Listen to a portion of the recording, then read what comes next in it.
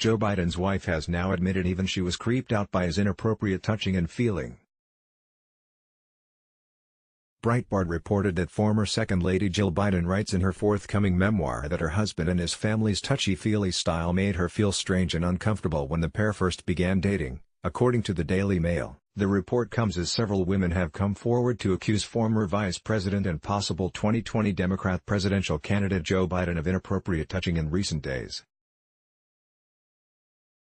Many people are mostly alarmed over his inappropriate touching of children. Watch the video. From Daily Mail. Just as Joe Biden faces increasing criticism for his inappropriate touching of women, his wife Jill has written a memoir telling how his public displays of affection like hugs, kisses and rubs have always been the norm for the former vice president and his family. "He was always holding my hand, putting his arm around me, or brushing the hair from my face." When they began dating, the former Second Lady writes in her deeply personal memoir Where the Light Enters, "Building a Family, Discovering Myself" due out next month and exclusively obtained by Daily Mail TV. She admits that being thrust into a family of huggers made her feel strange and uncomfortable, writing that Joe and his two young sons never wanted to miss a chance to hold a hand, wrap their arms around each other, or give a kiss.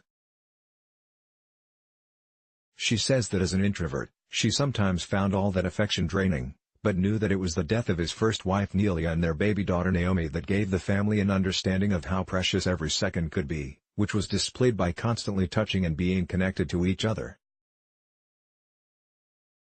But it's those same displays of affection that have led to 8 women coming forward with their accounts of how Biden made them uncomfortable by squeezing their shoulders, touching their thighs, smelling their hair or kissing their head.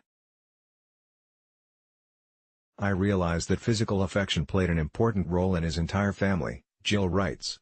Val, Joe's sister, couldn't walk by the boys without reaching out to touch their shoulders or brush their heads. Their parents stopped by often to shower the boys with kisses.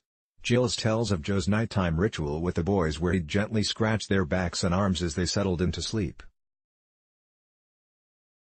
"With your fingernails," the boys would insist.